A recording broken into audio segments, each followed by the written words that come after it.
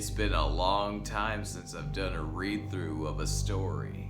The first one being the Fly short story months ago. Ooh, what a fun read that was. Sent chills down my spine. So, for this long overdue next story, what did I choose? Ratman's Notebooks by Stephen Gilbert, first published in 1968, and would be the basis for the movie adaptation called Willard, released in 1971, and it would spawn the sequel Ben, released in 1972, followed by the remake of Willard in 2003. I can remember getting this book in either 2016 or 2017, but I just never got around to reading it. Oh, what lies in this psychological adventure? Oh, and I figured the time is now to get into this. Let me just read you the description on the back. When his nagging mother discovers a rat infestation, the anonymous writer of these notebooks sets out to drown the pest, but finds himself unable to go through with it. Instead, he befriends the rats, learning to train and communicate with them. Before long, he has the idea of using the rats for revenge against a world in which he has been a failure. His target is his hateful boss, Mr. Jones, who treats him with disrespect and intends to fire him and replace him with someone less expensive.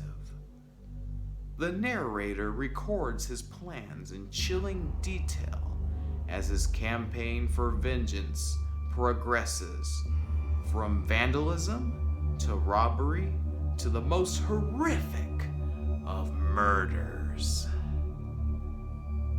The basis for the cult classic film Willard, Stephen Gilbert's bestseller Ratman's Notebooks, 1968, returns to print for the first time in 40 years.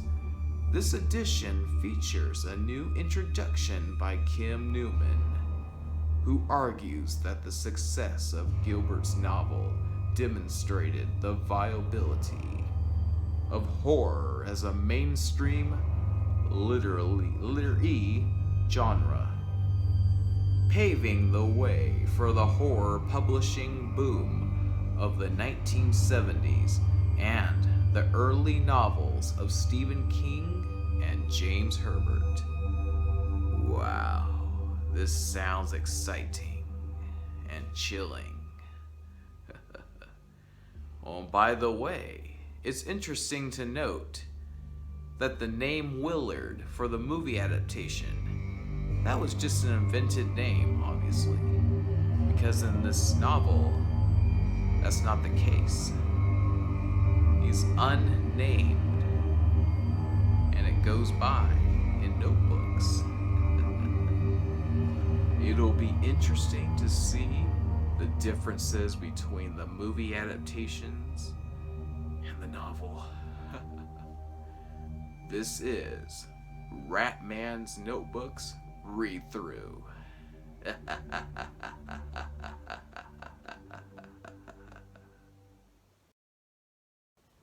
This is pretty awesome. This is a part of my laptop screen background, so you can see it on my big TV here. Ratman's Notebooks. This is the original cover photo of the book, I think, but I'm not that certain. Anyway, welcome.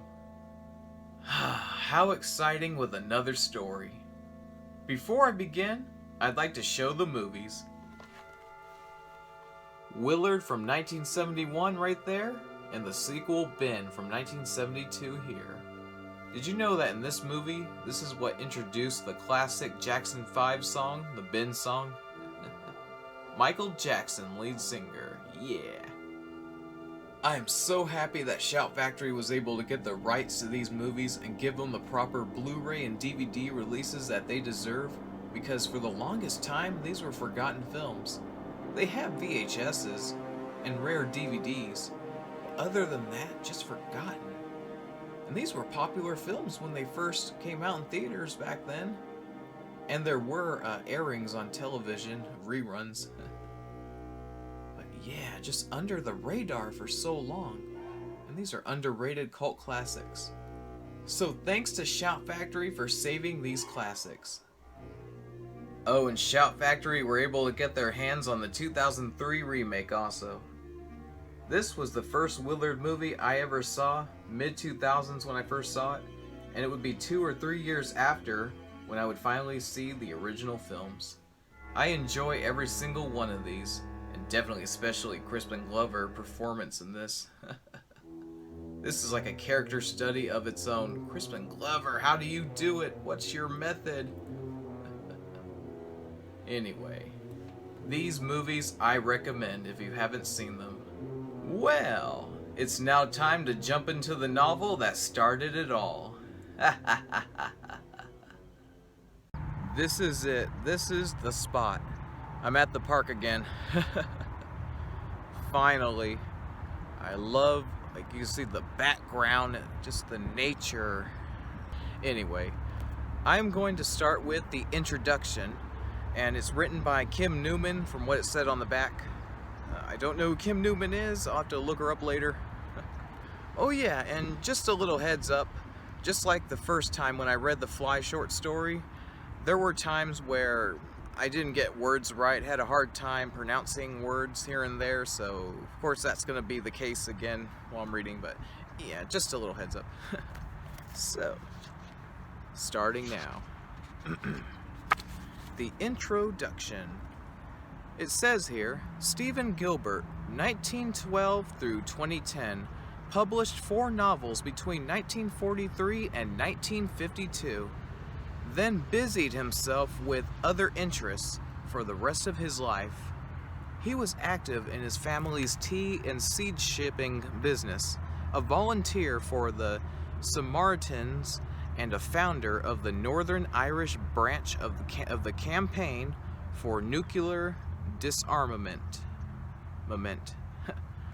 But he made an isolated return to fiction with this, his final novel, published in 1968. Ratman's Notebooks is so unlike Gilbert's earlier work.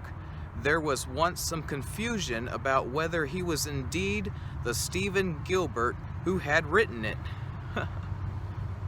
The online encyclopedia of science fiction notes the book has erroneously been ascribed to Northern Ireland-born writer Gilbert Alexander Ralston, 1912 through 1999, using Stephen Gilbert as a Pseudonym. This is one word. It's spelled P-S-E-U-D-O-N-Y-M.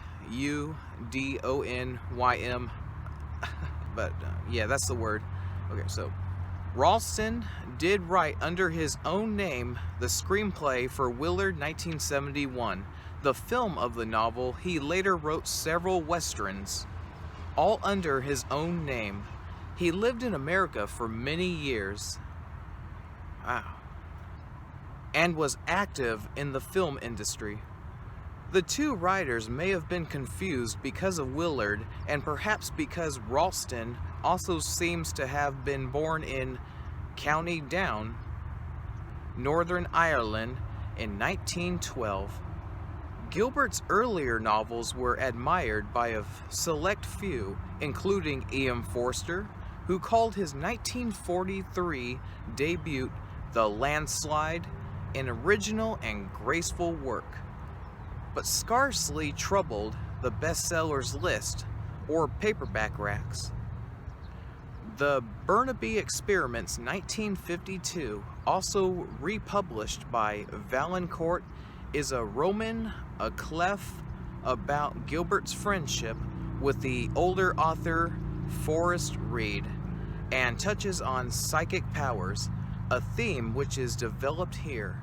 However, Ratman's notebooks had the good fortune to benefit from a film rights deal. There we go.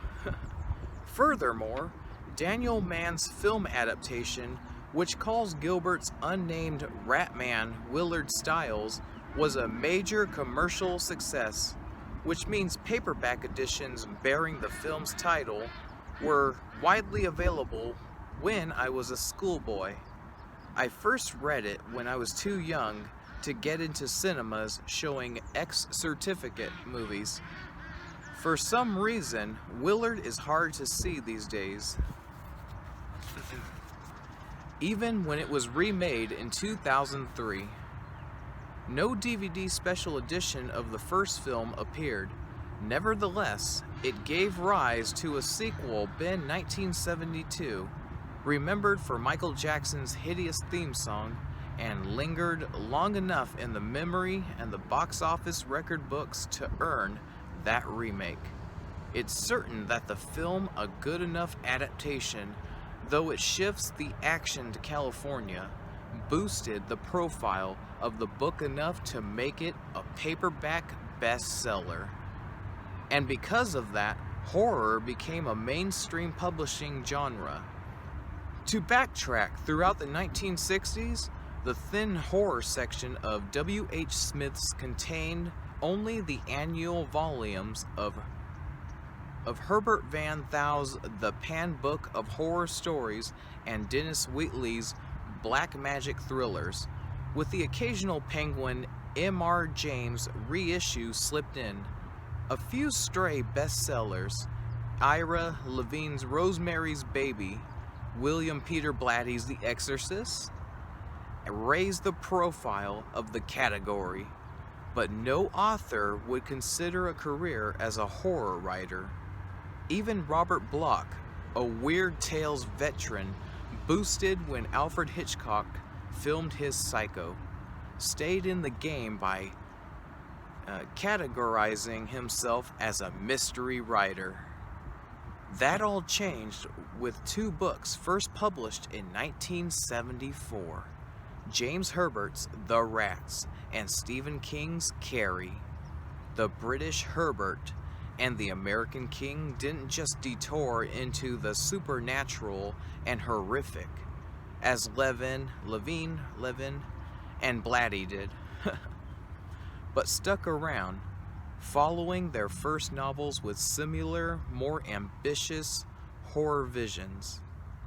King's books were filmed, so were some of Herbert's, though few noticed, and the horror section swelled, with writers like Peter Straub, F. Paul Wilson, Robert McCammon, V.C. Andrews, Anne Rice, and Clive Barker.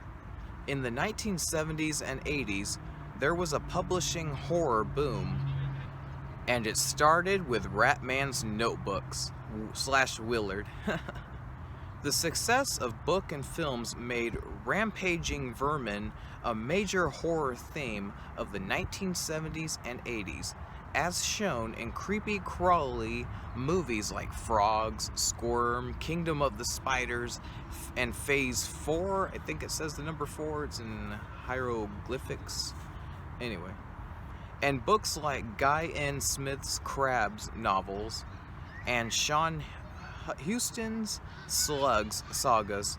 Herbert's specific inspiration for writing The Rats was his East End childhood and a speech from Rhinefeld in the 1931 film of Dracula. But you can bet New English Library's inspiration for publishing The Rats was the success of Gilbert's novel. A few other super clever rat stories in the 70s play variations on the theme TV episodes like Tomorrow, The Rat from Doom, Watch and During Barty's Party from Nigel Neal's Beast. The influence of Ratman's notebooks on Carrie isn't quite so blatant, but they are both entries in the subgenre of turning worm revenge fantasy. The Count of Monte Cristo is in text. A put-upon central character suffers various slights, but discovers a special ability which enables him or her to punish their tormentors, usually going power mad and visiting terror upon the innocent as well as the guilty before being destroyed by what they've unleashed. In Ratman's notebooks, it's intelligent rats. In Carrie, it's psychic powers, but the story archetype is the same for both. A few imitative films underline the link by combining the two premises. Kiss of the Tarantula 1976 and Jennifer 1978 have Carrie-like adolescent female outcasts, physically bonding with vermin, spiders, and snakes. They sick on their enemies.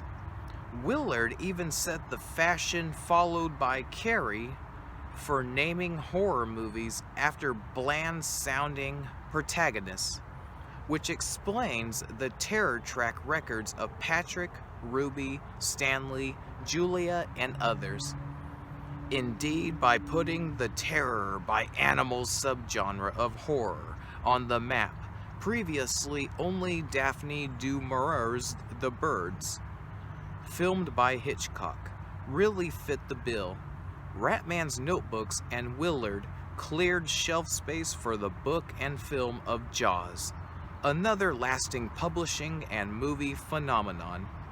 Even beyond its little noticed but paramount position in the mushroom growth of horror as a publishing category, Ratman's Notebooks is a good little novel, certainly stronger than early Herbert and better even than early King. The unnamed narrator's voice prefigures the alienated outcast of Lion Bank's The Wasp Factory, or Ramsey Campbell's The Face That Must Die. The details of his everyday miseries and growing kinship with the brilliantly characterized rats, Socrates and Ben, the Martin Luther King and Malcolm X of rodentkind, are touching as well as amusing and eventually terrifying. And of course it says here, written by Kim Newman. What a great introduction. And now, this is the first part of the story. It says Ratman's Notebooks on this page. On the first page, it starts by saying note at the top. The manuscript of the journal printed on the following pages came into my hands in slightly peculiar circumstances. I was in Edinburgh on business. With me was Ralph Preston, our solicitor. Ralph was staying with friends at Corstorphine or something, and very kindly asked me to a party at their house. I had never been to this house before and didn't know any of the family. After a while, I found myself chatting with a rather shy middle-aged man who I thought was my host. Suddenly, he rushed off and came back with these notebooks. Read those, he said, and see if you'd like to publish them. I tried to explain that I wasn't a publisher and had no influence with publishers, but he wouldn't listen to me. You could get them published very well if you liked, he insisted, and then at least it wouldn't do you any harm to have a look at them. By this time he was beginning to sound angry. So I took the books, sat down in a corner, and began to read. I found them easy to read. The handwriting is small, neat, and extremely legible. Though the entries are undated, there is a space between each indicating where one day ends and another begins. In places, there seem to be considerable gaps in time. After I had been reading for about an hour, I noticed that the party was breaking up. I looked about for the person who had handed me the notebooks, but he wasn't there, and to this day, I have been unable to find out any more about him. I don't think he can have been Ratman himself, but he may be the author of the note, written on a loose sheet of paper, which I found stuck between the pages of the last notebook. My host turned out to be someone quite different from my shy, middle-aged friend. He has been very kind and helpful, but he hasn't been able to bring me any nearer to a solution of the mystery. Mother says there are rats in the rockery. You'll have to do something about them, she says, or they'll overrun the whole place. It's all very well her talking. I'm at business all day. I don't know what she thinks I can do about it. I'm afraid of rats. I don't mind admitting it. What was she doing up there anyhow? She hardly been in the back garden since Father died. It annoys her to see how neglected it's got. Saturday afternoon, so I thought I'd better investigate.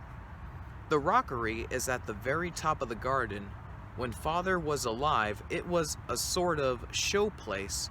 Very pretty, rare flowers, all that sort of thing. He used to bring along his gardening friends to show it them. There was a pool in the center of the rockery, and he meant to put a fountain in the center of the pool. He was working at it shortly before he died. In those days, we kept a full-time gardener, but Father always looked after the rockery himself. I hadn't been in the back garden for ages. The state of it quite shocked me. Not that I'll do anything, I'm only surprised Mother got as far as the rockery. There are brambles right across the path. In one place there's even a tree, quite a sizable tree, growing out of the very middle of the path. It just shows Mother's as tough as old nails really, or can be when she chooses. After Father died, we couldn't afford a gardener. I suppose we should have sold the house and moved somewhere smaller, but neither Mother nor I liked the idea. Mother wrote to Uncle in Canada and told him how badly off we were. Uncle's a bachelor and supposed to have money, but he didn't even reply. So we paid off the gardener and stayed on, hoping for better times. Uncle can't last forever. I keep the front garden looking fairly decent.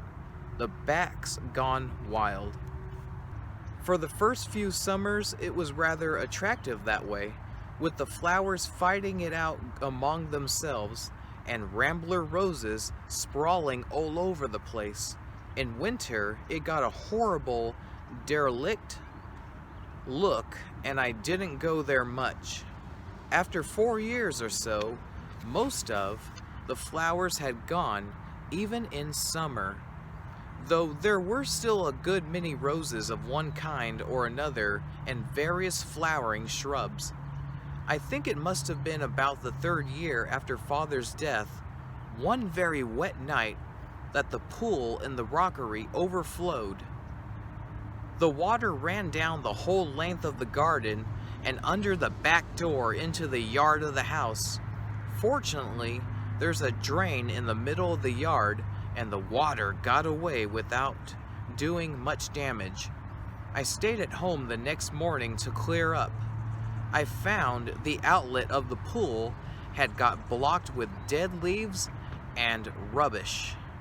I cleared it easily enough, but I didn't want more trouble, so I cut off the water and let the pool run dry. It was after 11 when I arrived at the office, and Mr. Jones gave off at me for being late. I tried to explain what had happened, but he just said, "Remember, you're only an ordinary employee here." I've remembered it ever since, though I'm quite sure most of the ordinary employees would have got away with it without a word. He gets at me because he doesn't like remembering that father was once his boss and that he started as little more than a working man. Now he's sole proprietor. Anyways, that was 7 years ago. The pool overflowing and me getting into a row with Mr. Jones. Things haven't improved any at the office in the meantime, but I do my job as well as I can and try not to annoy him. I didn't expect to see any rats straight off, and I didn't. I had brought an old waterproof with me. I spread this out on the long grass and lay down to watch. The sun was shining. I like this time of year, and half spring, half summer. I just had my lunch. I felt warm, comfortable, and a bit drowsy. I let myself fall asleep. After all, I had the whole weekend before me.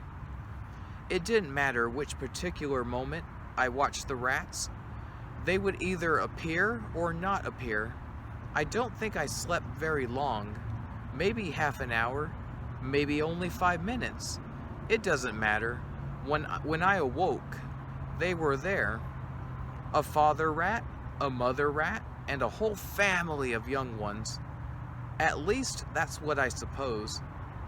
I don't really know which was the father and which the mother, but there were 2 big rats and about 11 little ones. My first feeling was a mixture of fear and disgust. What if the whole place was alive with them and I should suddenly find another family running over me? Perhaps they would attack me.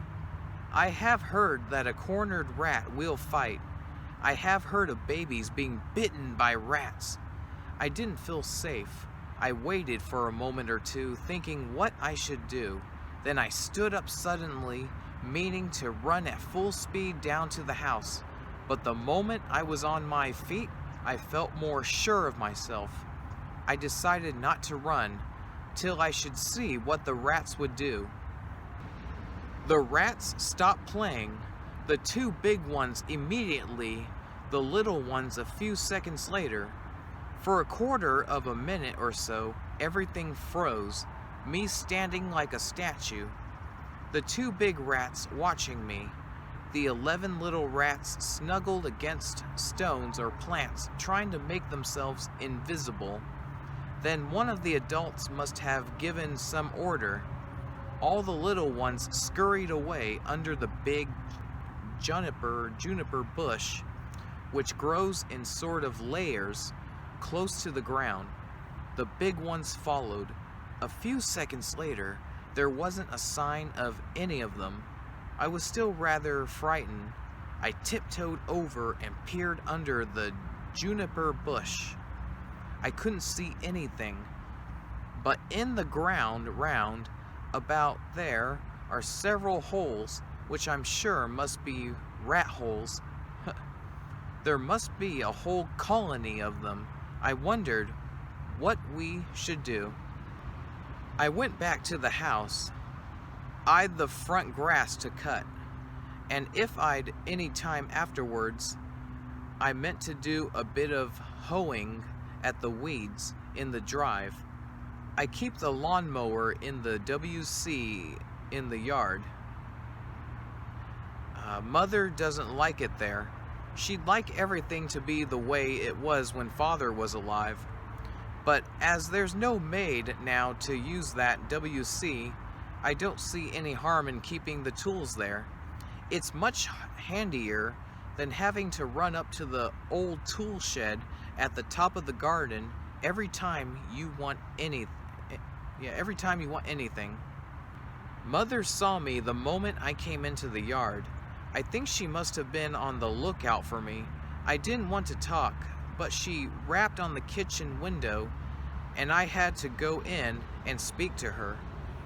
She wears a diamond engagement ring, a gold wedding ring, and another ring with emeralds in it, so that when she raps on the window, it is a very peremptory noise, which I can't pretend not to hear. I wish you wouldn't keep the mower in that place, she started off. I said nothing. It's the only way with her. Sometimes she'll go on for quite a long time, and if I talk back, I find myself being argued into promising things. Then she gets at me later for not keeping my promise. So it's best to say nothing. This time, she didn't go on about the lawnmower because she wanted something else. Did you do anything about the rats? No, what could I do? I'm sure your father would have done something. Did you even go and look at them? Yes, I've been watching them. Did you see them then? Yes, I saw them. They're all over the place. I don't think so. I think there's only one family of them, and they're just about the rockery so far as I could see. Yes, but they grow up in no time at all, and they breed very fast. If you don't do something about it, they'll be over the whole place. I don't know what I can do. You'll have to do something. I nearly said I would think about it while I was cutting the grass, but I stopped myself in time. That would have been a promise to do something as soon as the grass was cut. I just said, I'm going to cut the grass. I managed to keep out of her way for the rest of the afternoon, but at tea time, she started again about the rats. I'm sure your father would have known what to do. Father would probably have got a professional rat catcher. Well, why don't you get a professional rat catcher? A rat catcher costs money. In our family, even before Father died, you could stop nearly any suggestion by saying it would cost money. We never had money to spare, and now, of course, it's even worse. Mother kept quiet for quite a while, and her next remark was on what seemed to be a different subject. I think it's ridiculous that they haven't made you a director. I don't see why they should, I mumbled sulkily. I know very well that I'm never going to be a success in business, and I didn't want to talk about it. Well, your father was head of the firm. That should surely mean something. It means I don't get the sack. Nonsense. They simply make use of you. They know very well that you're trustworthy. They wouldn't get anyone else they could trust with the money for anything like what they pay you. I'm sure they could get someone else if they wanted. Then you should have a better job. This sort of talk makes me feel embarrassed and ashamed of myself, so I didn't answer. Presently, she got back to the rats. I could pour boiling water down the rat holes, and when they came up, you could kill them with a stick. You can break their backs very easily, I believe. For a moment, this idea thoroughly scared me. I didn't want any cornered rats jumping up and tearing out my throat. Then I saw it wouldn't work. If you'd enough water, you might drown them, I suggested. But boiling water's just going to run away into the ground. Then you could get a hose and let it run into one of the holes. You'd block the others. Any that tried to come up, you'd kill with your stick. It wouldn't work. They've far too many holes. You'd never find them all. You don't want to do anything at all, she retorted. You're bone lazy. That's the trouble. You're probably lazy in business too, and that's why you don't get on. Very probably, I agreed. I wonder which side of the family I get that from. In spite of all this, the talk of drowning the rats gave me an idea, and later in the evening, when we were on speaking terms again, I mentioned it to her. You know the pool in the rockery? I thought it had been drained. So it was.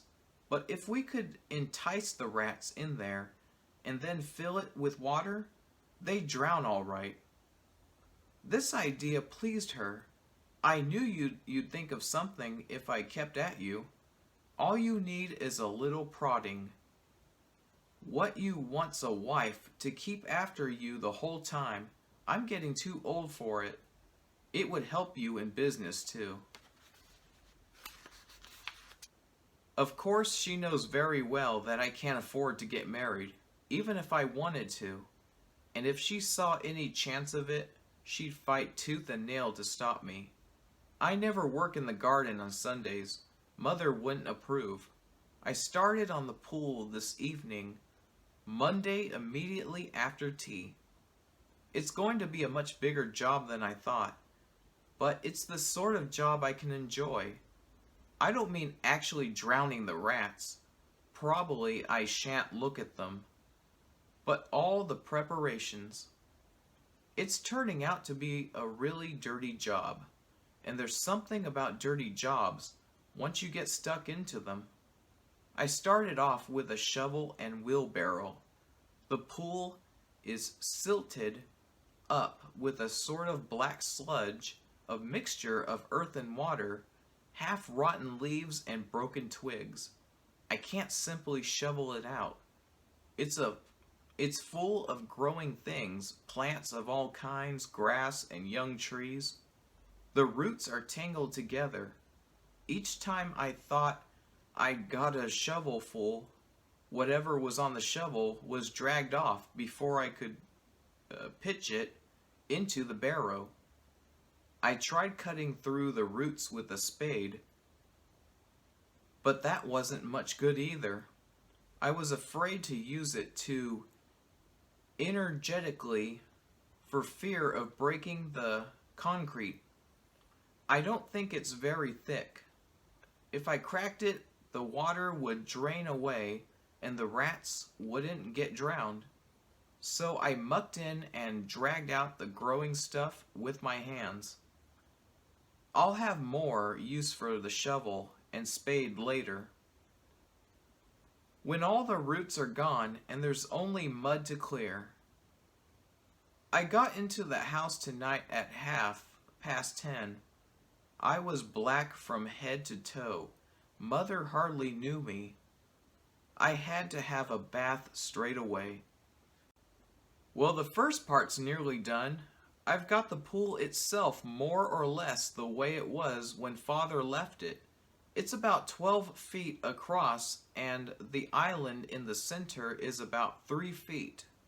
The island is made of old paving stones piled on top of each other. I'll take off the top 2 layers so that the island will be below the level of the edge of the pool. It's essential that the island should become completely submerged when I let the water in. The next thing is to clear the channel which brings the water from the old mill pond in the field at the back. This needn't be a thorough job. I'll just have to make sure the water flows once the sluice gate is open. I could almost find it in my heart to do the whole thing properly. Seeing it like this reminds me of it at its best. It really was quite attractive. All I'd have to do would be to clear the little path around the pool, and of course weed the rockery. I'd suppose I'd have to put in fresh plants to take the place of the ones that have disappeared, and then go on weeding it once a week or so. Every night more likely. Once a week would never keep up with it, seeing I keep the front as well. Mother'd be delighted, but I shan't do it. I hate any job I must do again and again. I hate cutting the grass and hoeing endlessly at the weeds in the drive. I'd let everything go completely if it wasn't for Mother. She keeps at me. It's not as if she ever did a stroke. in the garden herself.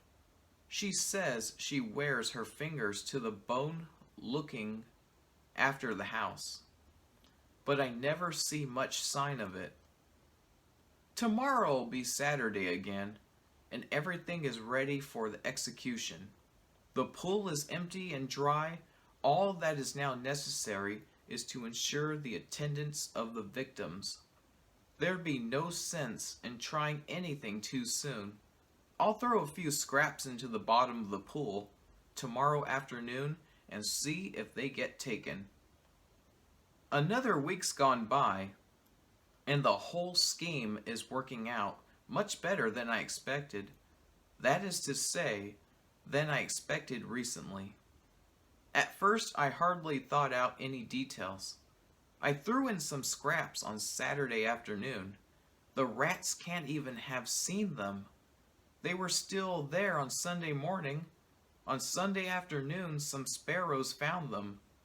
On Sunday evening, I put in more. By Monday evening, they were all gone. But I wasn't sure if it was the rats or sparrows, so I got lumps of bread from the house, threw them in, and waited.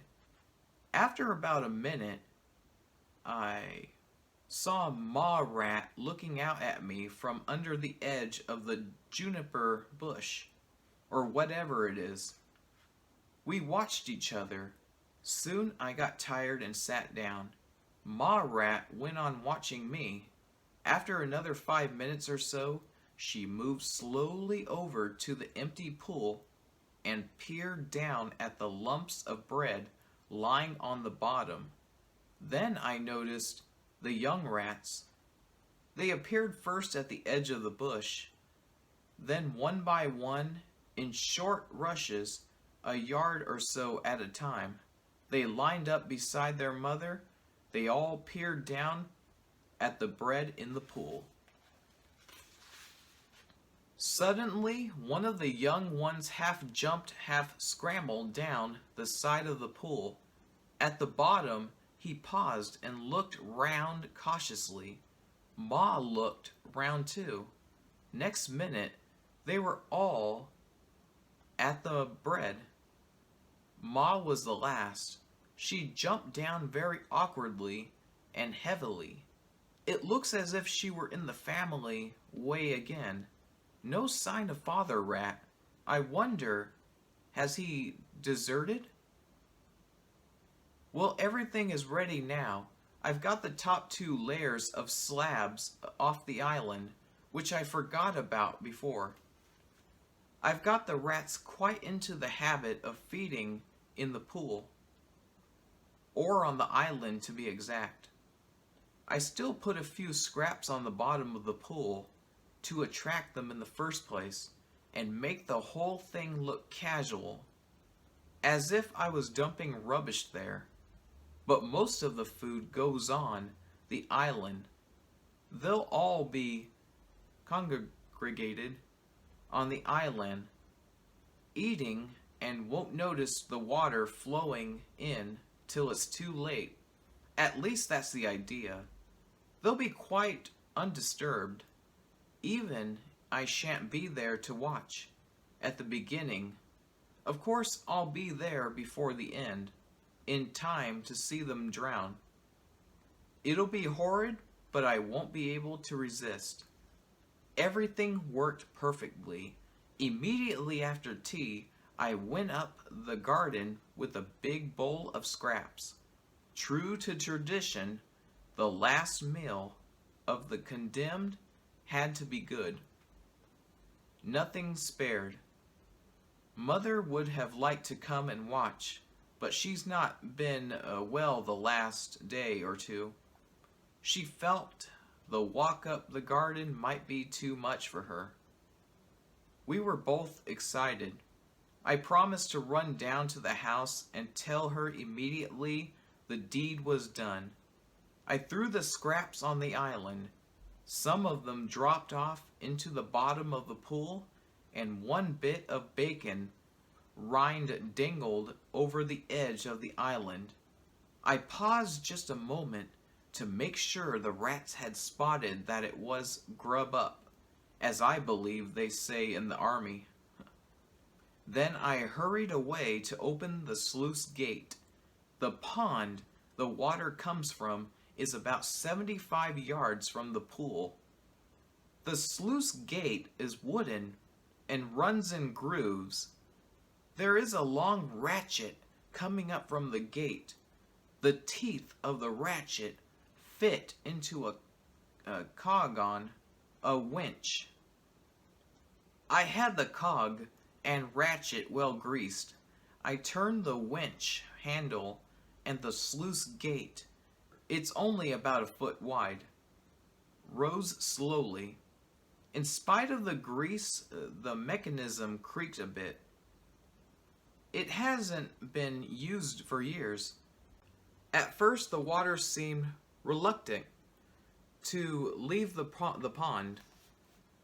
The bottom of the ditch isn't deep enough to make the water rush out quickly. Even a bit of ragged robin growing across the ditch held it back for a moment, as if it had been a dam. Then it trickled through, and gradually the flow became a little faster, more decided. Nothing much but enough, provided it was getting through into the pool.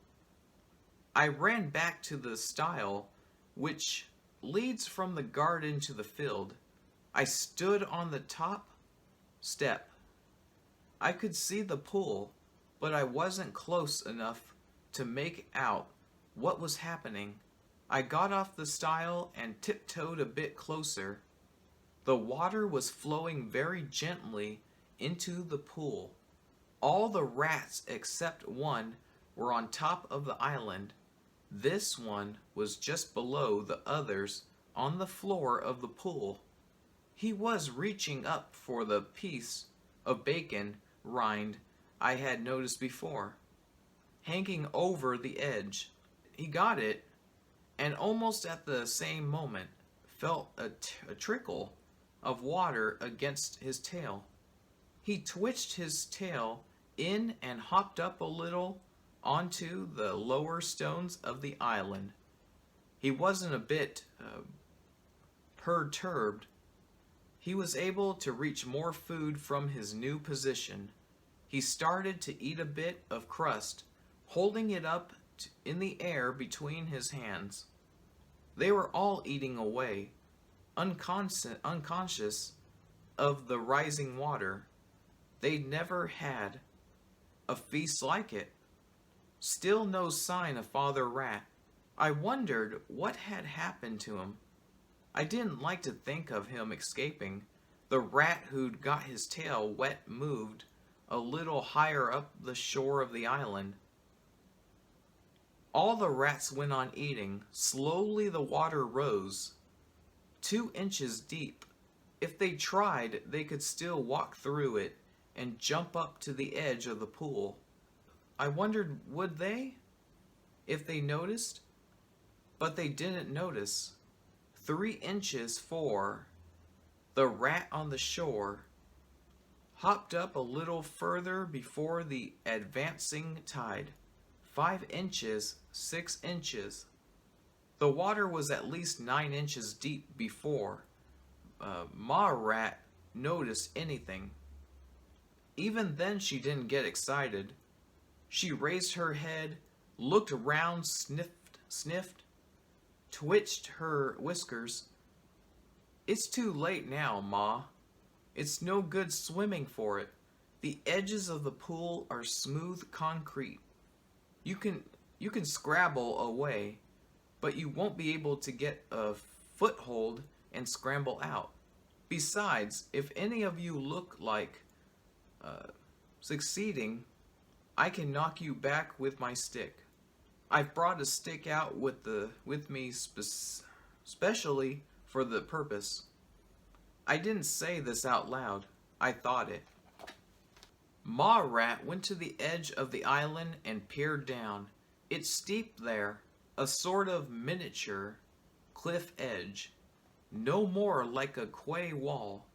Ma Rat watched the water lapping or lapping against the quay wall. She was puzzled. She didn't know she was living at the seaside. She started on a tour of the coast. On the way, she met her gormless son still peacefully taking his supper among the rocks on the lower part of the shore. She made an angry snap at him with her teeth. She thought he should have noticed something. I don't know if she actually nipped him or not, but he let out a little squeal of dismay. This upset the whole family. They all started scurrying backwards and forwards, peering at the water from every side of the island in turn. They seemed to think there must be one side where there wasn't any water. I came nearer. I didn't mind the rats seeing me now. I contemplated the scene. How smoothly the water rose, creeping up the edge of the pool, hardly a ripple anywhere, slow, gray, inevitable. At first the rats didn't seem to notice me. They rushed to, and from uttering their little squeals of excitement, I don't think they realized yet what was happening to them. Ma didn't squeal. She knew what was happening. At least she realized the water was rising, that the island was going to be submerged. That was the moment I was waiting for. Would they try to swim for it? Or would they wait till the water was actually lapping over them and swim then? Ma stared out over the water, trying to make up her mind. I suppose, or should she plunge in and swim for the bank? Or should she just wait? I thought all rats could swim, but maybe they don't all know they can. Maybe Ma never had to swim before. I wonder what the water looked like to her. I don't know how well rats can see. Perhaps they can't see very far. Perhaps the edge of the pool seemed a long way. Suddenly, she caught sight of me. I don't know how I knew that she'd see me, but I did. She peered up at me. I stood there on a little mound of the rockery, a huge godlike figure, unmoving, terrible. The young rats were really scared at last. They were all milling round the island in a panic, screaming, calling on their mother to save them. I never heard a rat scream before. 10 of them doing it at once made an appalling row. Ma herself didn't utter a sound. I didn't see her simply as a rat anymore. I saw her as a mother worrying about her children. She stared at me very fixedly. She made up her mind what to do. She got into a position. I don't know what to call it. Rats don't exactly kneel. It was a position of supplication. She clasped her hands together. She prayed to me. Please save my children. It doesn't matter about me. Let me drown if you like, but please spare my children. At first I did nothing. I contemplated her quite stonily. They were all crowded together. There wasn't much island left. Soon they'd start pushing each other off. Something happened to me. My stoniness melted. I was filled with compassion. For a moment I didn't know what to do. Too late to run and lower the sluice gate. By the time I got the flow stopped, the water would be over their heads. I noticed a heavy plank lying at the side of the pool. I had used it as a ramp for the wheelbarrow when I was clearing the rubbish out of the pool. Now I picked it up and edged it across the water till the far end rested on the stones of the island. It made a bridge from the island to the mainland. Ma Rat didn't waste an instant. She hopped on and came scurrying across with the whole family. streaming after her.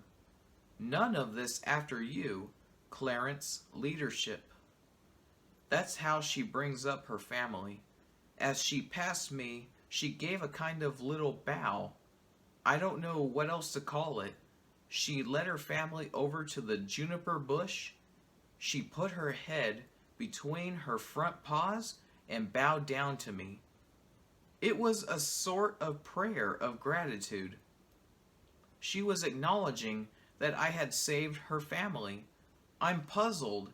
Does she know it was I who planned the destruction of herself and her family? I don't suppose so. Probably she thinks I just happened along in time to save them. But I'm not sure. At any rate, I feel there is now a definite relationship established between me and Ma Rat. I believe she regards me as a kind of god. I went back to the house. Well, Mother asked, how did you get on? I got the job done. All of them? All except the old father. I haven't seen him for some time. Maybe he's had an accident, or perhaps he's got another wife somewhere else. I shouldn't be a bit surprised, Mother said. She likes to be reminded of the wickedness of the world, even if it's only the rat world. Did none of them try to swim to the edge and climb out? Only one. I knocked it back with a stick. It went on swimming round and round for quite a long time. It's funny, some of them gave up quite soon, and others went on swimming and swimming till I thought they were never going to drown. But they all did in the end? Yes, I think the longest must have been about 20 minutes. It's funny the pleasure it gave me telling these lies to Mother. They were so absolutely deliberate. I relished them. But Mother's a dangerous person to lie to. You need to be very careful. Did the bodies sink or float? She inquired. I didn't hesitate a moment. Oh, they sank. That's how I knew they were drowned. I didn't know whether they'd sink or not. I suppose the bodies are all lying on the bottom of the pool. They are at present. I expect they'll rise to the top in about 10 days or so when the gas forms inside them. Oh, I'll drain the pond again and clear them away before that happens. She didn't say anything more, but suddenly I knew that tomorrow, when I was safely away at business, she'd be up at the pool to contemplate the corpses, and nothing would she see. I waited for a little and then got up quietly and went out of the room. I went back up to the pool. The island was completely covered now, but the water wasn't rising anymore. It was getting away by the overflow which took it to the stream in the glen at the far side of our house. I went into the field and lowered the sluice gate so that the water stopped flowing into the channel that led to the pool. Then I went back to the garden and opened the stopcock below the pool so that all the water drained out. After that I footered about for a bit to put in time. It was dark when I got back to the house. Where have you been all this time? Mother demanded immediately. Oh, I thought I'd better finish the job when I was at it. I drained the pool again and cleared out the bodies. What did you do with them? Oh, I disposed of them. You didn't want to see them, did you? No, of course not. But she was lying just as much as I was. Mother keeps asking me what I've been doing. I tell her I've been working in the garden. It's true in a way, though she mightn't call it work. At the moment, she doesn't feel like coming out on a tour of inspection. The path at the back is too steep. If she does manage it someday, I don't know what I'm going to tell her. She's going to have difficulty finding evidence of my work. What I'm doing or trying to do is to make Ma Rat understand things I say to her. So far, my success has been nil. She's not stupid by any means. I've taught her one or two things. I've got a big box lined with sheet metal where I keep food for her. At first, she was frightened of it, in case it might be some kind of trap, I suppose. There's a door in one side of it which she can open and close herself. It was easy enough to teach her how to open it, but for a long time she wouldn't close it. I had to get it into her head that if she didn't close it, the food would be stolen. At first I would close it for her, then I would leave it open the odd time. If it had been left open, there'd be no food that next time. I had to hold her hands to show her how to shut it. She didn't like it much at first, but now she trusts me completely. And of course, I'm not afraid of her anymore. The trouble about speech is that she doesn't realize it is speech. She knows that I make various vocal noises, just as I know that she makes vocal noises, but I can't make sense out of any of her utterances. I don't think there's sense in them. She signifies fear by screaming. They all do. Pleasure perhaps by little grunts, though I'm not sure of this, but it's not intended to convey any message. It hasn't occurred to them to use sound as a means of communication. Therefore, it doesn't occur to her that that the sounds I make have any particular significance, unless they're specially loud. If I shout, she stops whatever she is doing and looks at me. So I suppose she is learning that I use sound as a means of attracting attention. To be continued.